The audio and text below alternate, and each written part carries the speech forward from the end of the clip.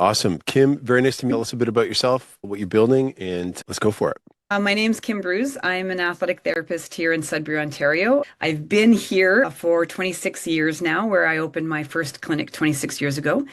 Always had a passion to understand more about concussions. Obviously, working as a sports therapist in the industry, but the concussions they were always this injury that had this mysterious undertone where, you had some pre-existing issues that caused problems like anxiety and depression. And then they take this hit and you're like, I don't know what I'm supposed to do here. Right. And it's this six different silos. So you can have anything from mood disruptions to sleep disruptions to headaches to migraines to visual disturbances. And for the last, almost 3 decades, I've been trying to dive into how do we get to a place where not only do we understand the concussions, but we understand how to manage them, but maybe we actually know how to prevent them. Me working with thousands of athletes and thousands of concussions. I am now the CEO of a company called Kinmetrics. And this is a marriage of software, firmware, and hardware. And it's the world's first digital resistance system that can assess for neck strength. So research and things tell us that it takes about 4.5 Gs of force to sustain a neck injury or cervicogenic injury, and anywhere from 77 to 118 to sustain a concussion. So it's safe to say that every concussion has some involvement around the neck, whether you have the neck injury or the neck plays a role in having this concussion. So there's no normative pool of data anywhere in the world that tells me what's a strong neck. Does Sidney Crosby have a strong neck? I don't know, right? Did George Foreman have a strong neck? We don't know. So you look at UFC fighters, you look at fighter pilots, you look at gymnasts, skaters. So anybody in the world who has the strongest neck. You look at Max Verstappen. He's got a neck just about as wide as his head, but we don't know. So this device can test isometric and isokinetic strength in all 360 degrees of movement. Most of the times we assess in the 8 cardinal flexion, 45 sides, 45s and posterior. That will give us the majority of the neck muscles from your scalenes, your deep flexors, your sternocleidomastoid, your traps. And those are the ones that if they're going to take an impact are the ones that are going to be there to support you, hopefully. So then we take this information and our software creates this program. So it might be a light program, it might be what we consider a strength program, or it might be an elite performance program.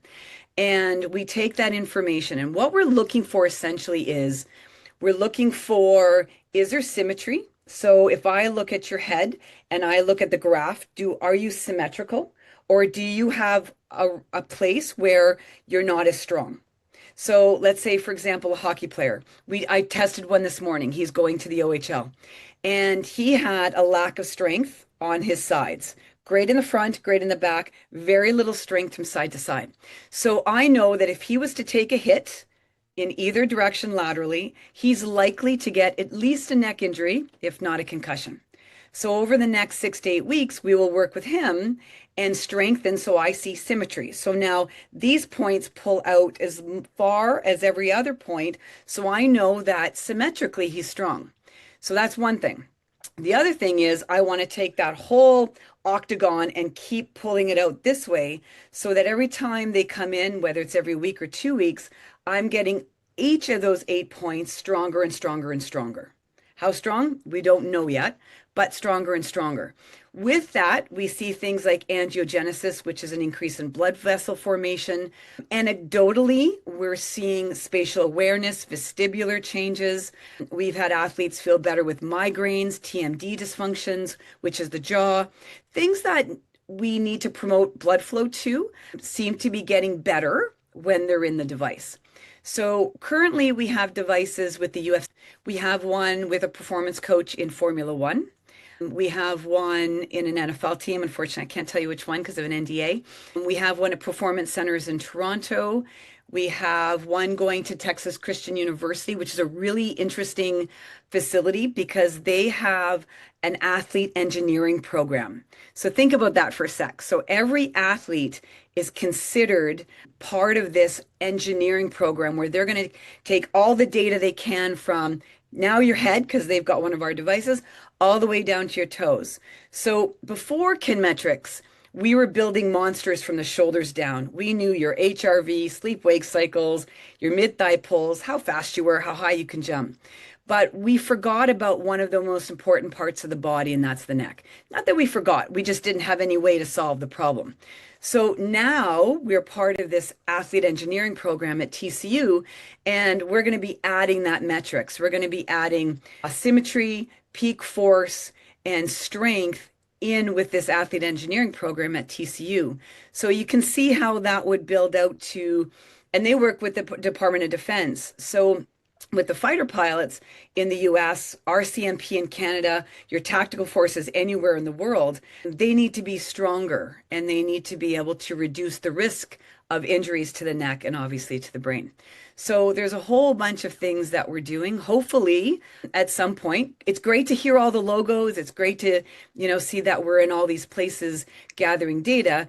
But ideally, this device would slowly make its way into clinics like mine, high schools in the US, high schools and performance centers in Canada, so that we're starting to mitigate risk at 11, 12, 13 as these kids are starting to unfortunately take hits and give hits in sports and everyday people as well. That's wild. It truly is the definition of the weakest link in the, Yes. you think lower back, basically you're screwed, if you pull that, but your neck, how much more so? I'm curious to know, where does the conversation, because in a way you're a category, you're creating a category. Yeah. Like no one is, without knowing about this, coming into it and saying, oh, hey, we need, this hybrid between robotics and physiotherapy to help us solve this problem. Yeah. So where have you found the conversation's been starting? Well, the device was actually invented by a chiropractor in Eastern Canada. And where the conversation started for him, much like any practitioner, is the neck is a very hard spot to not to assess but to strengthen. So we've used isometric with our hands, we've used bands, right? And we've tried our best over decades to try to creatively and carefully strengthen the neck. So in my world and in this chiropractors, it's like I can't quantitate whether or not you're ready for the pitch, ready for the ice, ready for work, right? So that return to play or return to work decision after a cervicogenic injury is really a guesstimate at best. Mm. It's like, you feel better? Yes. So subjectively, okay, I've got a few tools in the toolbox that could, but it's one of the hardest ones to really know for sure. So that, and if you look at, it's unfortunate, but if you look at WSIB, you look at car accident insurances, you look at even legal aspects of these issues. This is the only part of the body we can't give you data on, right? So it's like, I think they're better to go back. And what happens if, a patient says, I've been denied my claim. Apparently my neck is okay. And I'm like, no, no, no, it's far from okay. Well, now I can say, here's your proof. It's far from okay. So most of these Mm. conversations are existing because we're all struggling with the same problems, with the same lack of information. And, it was a hard one to solve. This company has been around for 9 years. Like I said, it existed in Eastern Canada. We've moved it now to Sudbury, Ontario, where I have a great experienced group with me, from physicians to grade A IT people. And now, they're creating a device. But brains and necks are also, you got to be very careful. This is not a class 2 medical device. This is a strengthening device that happens to assess as well. We're working probably one day towards a grade 2, medical device. But right now, we need people in it to use it to create this pool of data so that we know what to do next and where the conversations lead us. Hmm.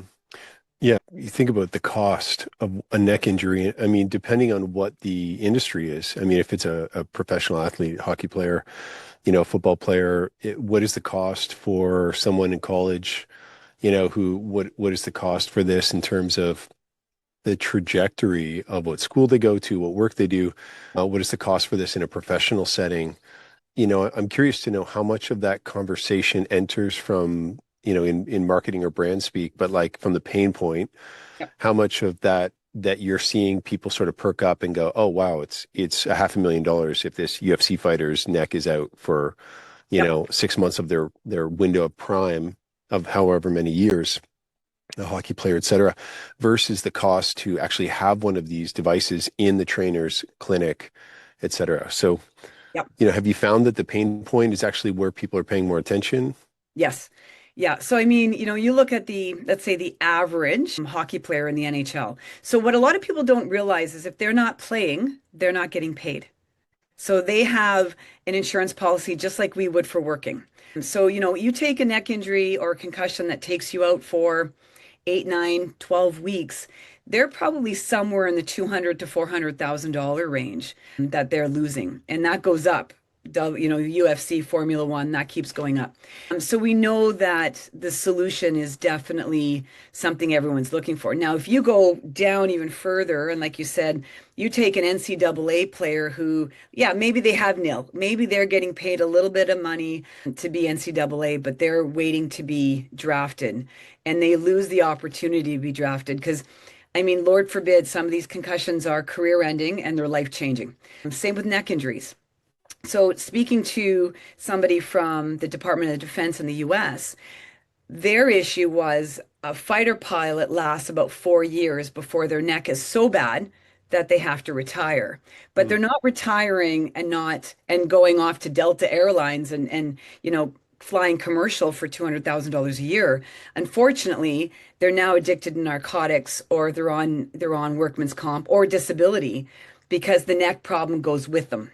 mhm, So, you want to solve it, but you want to prevent it, but you also want to find a way to lessen it so that these people have a way to go on, whether it's professional careers or, a second career and not end up on disability or, and I always go back to the brain, right? It's much worse than the neck. And I've seen some of the worst concussions. It's life-changing. These people, let's look at Brett Favre, let's look at CTE. Let's look at how many football players have either committed suicide, hockey players recently, and it's that drastic. It's not just about, am I going to have a sore neck for a couple of weeks? It's like, how does this change my life from this moment on? And those mhm. those are the conversations, that have driven us.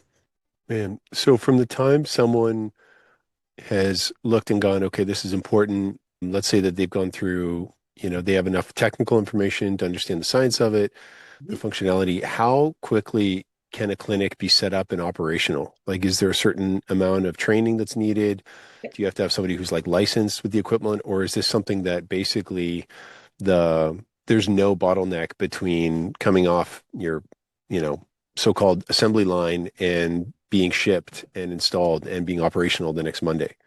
So there isn't much time. So if we have units available, we ship them and we can onboard like this. So we can onboard online. It does have some difficult features. Interface is very user friendly.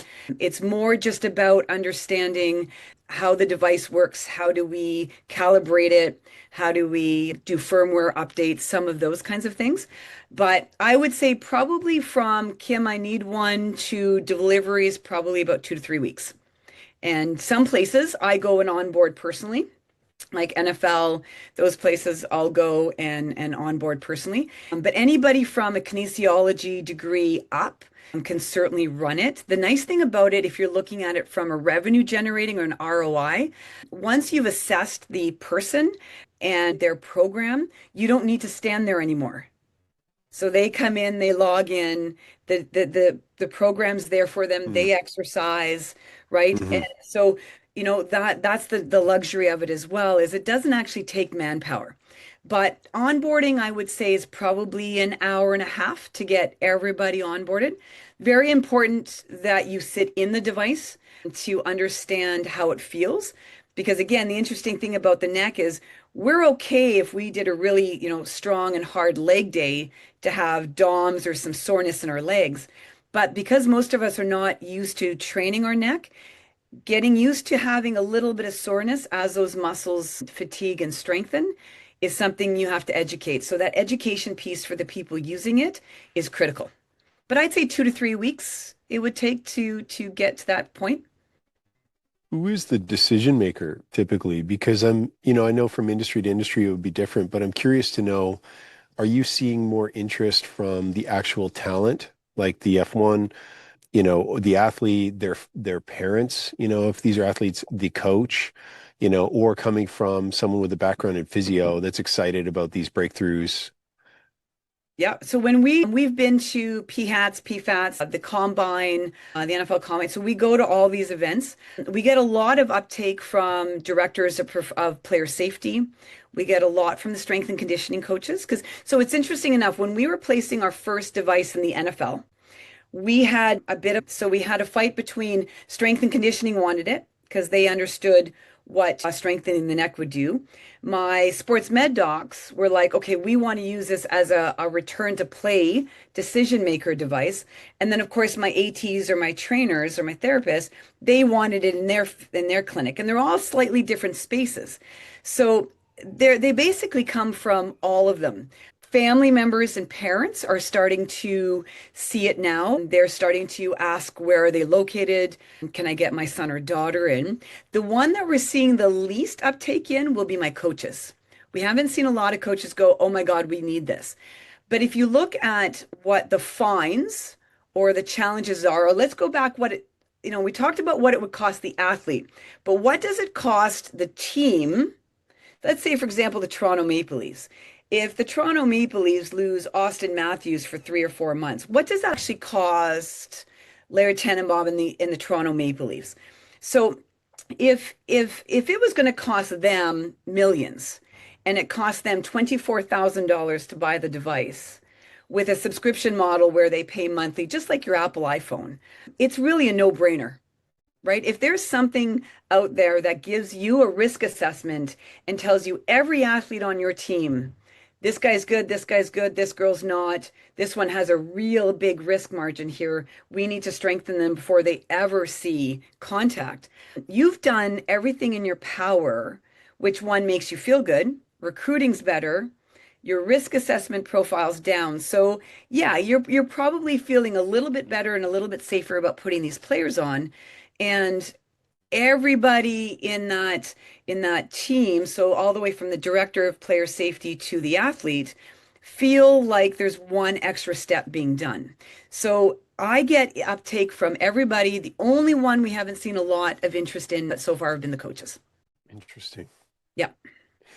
So the world of robotics is really merging with the training, Yeah. strength conditioning world in a really interesting way because it's calibrated in an objective way that bands or just even the physical exertion that an athlete is making, thinking that they're at 80% or they're at 90%, it's not there. Yeah. From an insurance standpoint, it's interesting because insurance companies that might be evaluating a claim, it's interesting because it has both sides of it. You have the potential argument to be made that it's going to help. The example that you gave, someone who says that, hey, this is actually a more extensive injury than someone is writing it off, pretending it's not. But you also have the opposite side of it where an insurance company could look and go, this is very helpful because it helps us to understand to the extent of where there is an injury and where there's not, in the sense that your readings are just too far off, Yeah. that something's up with this, that you could flag it or see that there's something that needs, greater attention with it. Yeah. I think it's interesting because I think from some of what I'd seen that you guys have put out in terms of content, nutrition plays a role in recovery. And so there is more of a holistic aspect of it. So, from what I understand, the center of the dartboard is the device, the robotics, the interface, these like really custom treatments. But outside of that is I could see that you are also paying attention to, nutrition and essentially, from what I understand, giving the body what it needs Yeah. to be able to properly recover. Yeah. Yeah. Because these injuries, aren't simple. Our bodies aren't simple.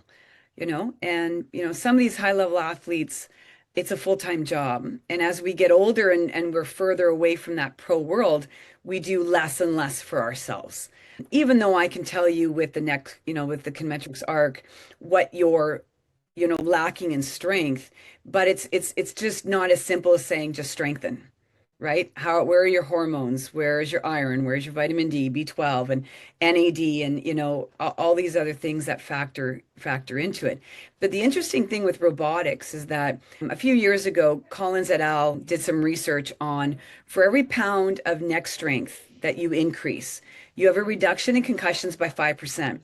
And there's been a few other research articles that kind of were in the same idea, but when meta-analysis put them all together, what they realized was that the way that they came to those decisions wasn't consistent and accurate. So whether it was a machine they built in their garage or something they put together with a lever system and some bands, they realized when they analyzed all of it that they couldn't conclusively say we don't know that the way you got this information is accurate enough.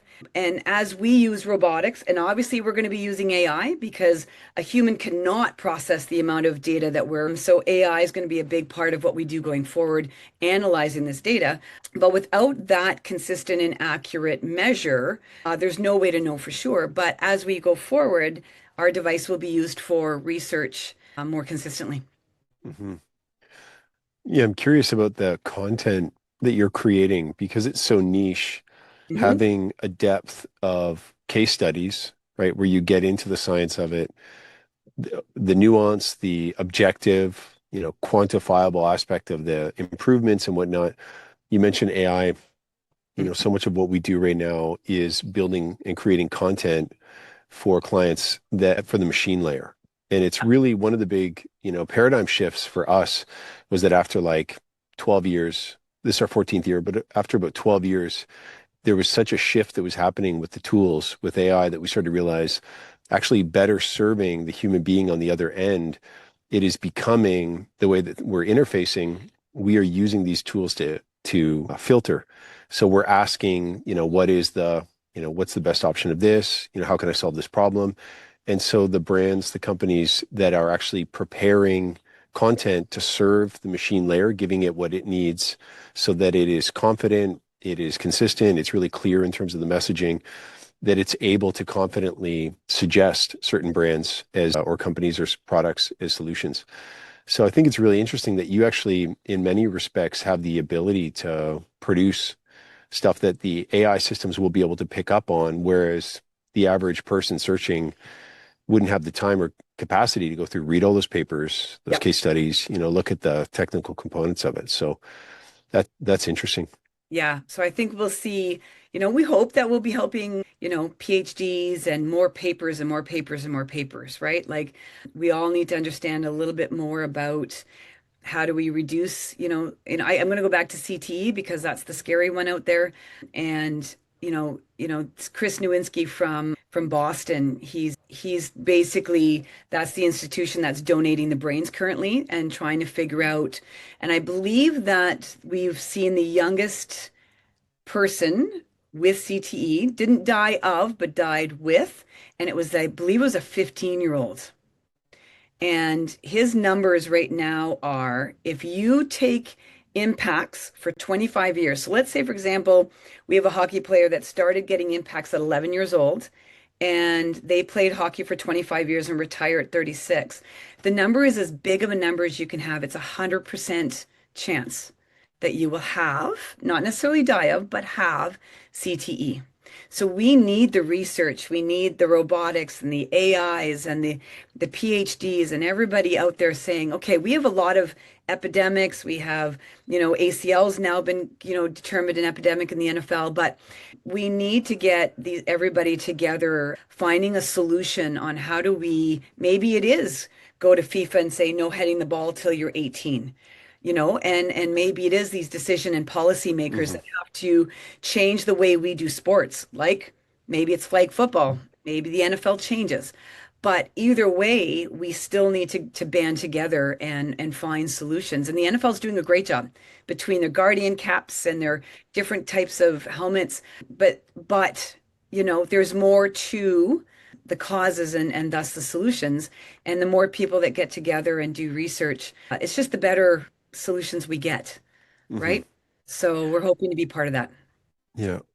Well, awesome. I think the more that we have the tools change, we have more information and data, we have the ability to then do something with that data as opposed to just carrying on, as though it doesn't exist. So I think all of the industries you mentioned seem like and you are, whether they realize it yet or not, you are offering a real advantage, whether it's UFC, whether it's high school, ball or whatever. And it's interesting to see that. So I guess one final question would be, what do you picture like as the, part of the visionary for this? Like, what do you picture in terms of where you see this a year out, 5 years out? Do you see this in you mentioned clinics? Are you picturing in high schools? Is the vision to 100x, where these devices are within a short amount of time? Or is it more of a deeper kind of analysis, white paper sort of focus that you're taking on it? I'm going to say all of the above, but at different points. So, when we first started out, we were trying to get the logos because the logos then allow us to get some credibility, obviously, and get access. And as we move sideways, now we're doing research. So now we need another group of people like TCU and hopefully Charles Tater at UHN. We want them to say, keep this and keep and do as much research as you can in a year. And what we're going to trickle down. So we have kind of like an inverted pyramid where we started with the biggest logos and the teams with the most publicly the problems because they're in the media. But our end goal is to have it. So the US has over 30,000 high schools. So we want to be in 30,000 high schools. We want to be in our high schools. I don't think we need to be any younger than that. I think as long as kids are getting access to neck assessments. In the US, we're starting to work hopefully with a congressman who believes that every high school student in the US should have a full physical, and that physical should include neck assessments.